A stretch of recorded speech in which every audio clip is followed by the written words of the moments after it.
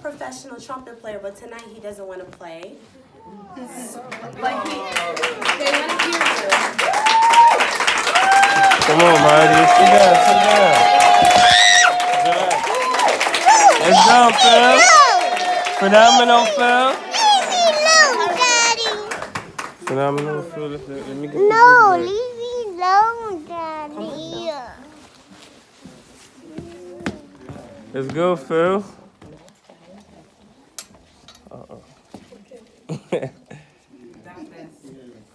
Let's go, Phil.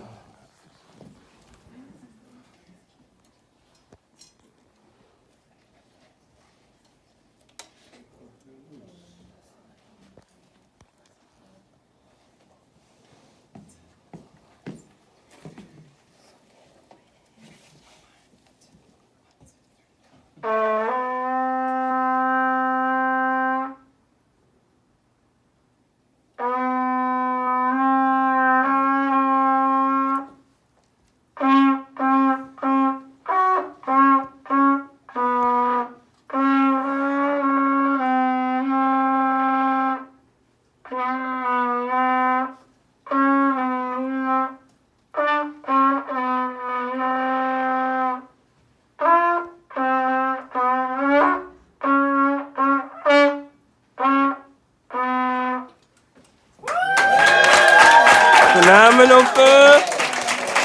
Phenomenal, Phil. Come on, Phil. Let's go, Marty. Come on, Marty.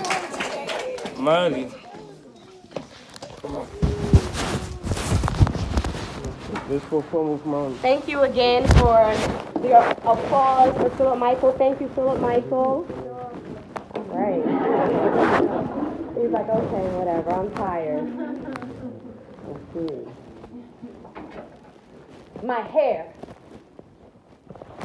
dark with fringe of black, OG, gold, and melanin red. My hair is thick and lengthy and rich. My hair, it provides aesthetic pleasure as it flows past my shoulder and tickles the midsection of my neck. My hair. Girl, you know you work in that corporate world. You shouldn't be wearing your hair like that. How dare you even try to lock your hair? No one will hire you as a legal professional in their establishment of legal matters, especially when freedom isn't free or legal. Girl,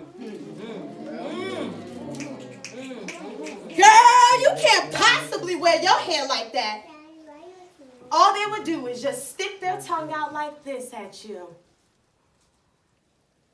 They'll dissolve into laughter, laughing at your hair. They'll shriek of laughter, laughing at your hair. They'll peal of laughter, laughing at your hair. They will split one side and be doubled up. Girl, you ain't ready to face the evil in this world wearing your hair like that. Girl, I said, what's wrong with you? You're a black woman. Don't embarrass yourself wearing your hair like that. Girl, what you doing wearing your natural hair? The world will be sure to make you feel unwelcome. Unwelcome? Undesired. Undesired. Undesired. Unfavorable. Unfavorable. Unfavorable. Unpopular. Dang, I'm gonna be unpopular? Unpopular. Unfortunate. Girl, you wear your hair like that, they gonna look at you and say it's reprehensible. Girl, you keep wearing your hair like that, they gonna call it pitiful. Girl, you keep wearing your hair like that, they're gonna call it disgraceful, unpardonable, discreditable, dishonorable, and regrettable, and unjustifiable. Mommy. Daddy. My hair. You know what, y'all? Keep it real with y'all. At that point, I decided to dumb my unconventional, slightly strange hair down. All right, y'all, it was year 2014. I braided my locks back like this.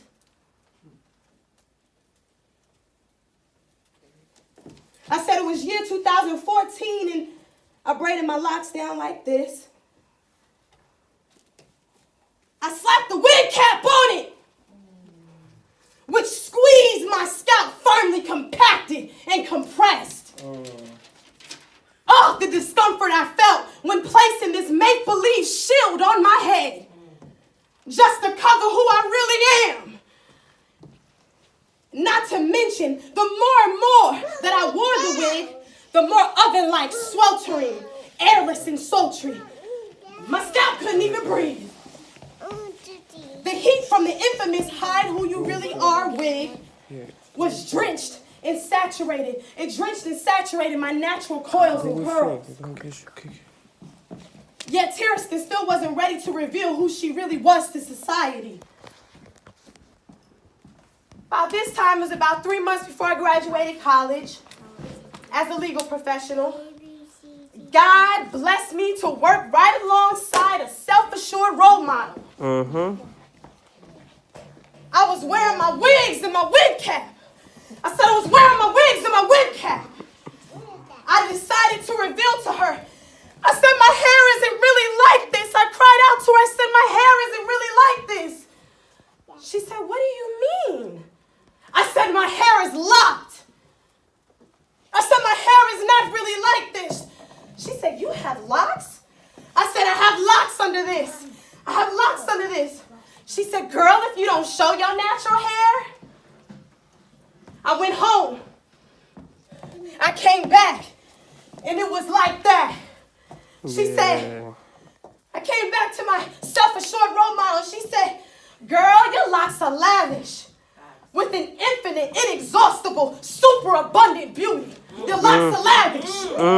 Never hide your hair or feel that you have to explain your hair. She said your hair is ravishing, enchanting, charming, and appealing. She said it's spunky and nice. Keep wearing your hair like that, girl. From then on, I made a decision to walk with my head held high. Even when others are chuckling and giggling. I said, even when others are chuckling and giggling, even when others attempt to create an absurd misrepresentation of me. Here, I see you huddled in between your little cubicles with groups of 2 or more, having casual, unconstrained conversations about TIERASTYN. You know them gossip folks. You know that office gossip. Y'all know what I'm talking about. I would ignore each and every attempt to create canons about me. I am a strong black woman. I got any strong black women in here? Yeah. And I'm here for those who don't have a voice. Indeed. Black woman, embrace your skin. I said, black woman, pucker up your lips. Your juicy and succulent lips. Blow a kiss to God and thank him for making you in his image. Do not be conformed to the ways of this world. Hiding who you really are. This poem was written by me. Yes, me, a living testimony. I'm the only black woman in my corporate legal profession in my department. And I'm fine with that. I thought because I was a black woman, I had to accept being treated as a piece of labor. I thought as a black woman, I had to accept being excessively dependent upon and controlled by this corporate world. Before I understood who I really was, before I understood that it's not a crime to speak up for myself, before I understood that it is not a crime to be dark-skinned, I experienced something. It was 8.5 months worth of issues and nastiness. For 8.5 months, a coworker would just come by my desk and toss some mail on my desk. It's not about what you did, it's how you did it. She would shriek, she would screech, she would squawk at me just because she felt she had the privilege to do so. She would bluster at me with attempts to get attention and laughter from her henchmen. For 8.5 months, she was the predator, I was the prey.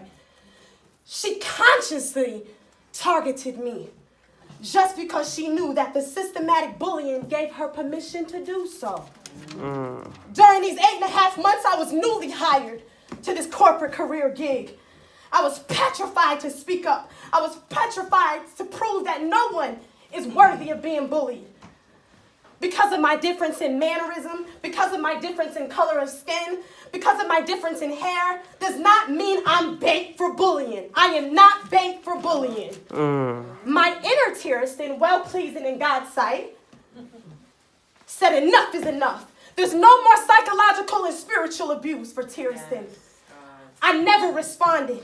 I never responded to the evil, the graceless, the brash, the unpleasant, and the blatant, discourteous remarks, reports, gestures, and comments. Instead, TIERASTYN gave the situation to God. I called upon a specialized meeting just to discuss all of the inappropriate verbal attacks that I'd experienced over the course of these 8.5 months. At that point, God determined as well, enough is enough, and I am currently freed of being bullied in the workplace. TIERASTYN, I am the voice of the black woman who doesn't know or understand her worth. I'm going to say it one more time. TIERASTYN, I am the voice of the black woman for the one who does not know or understand her worth.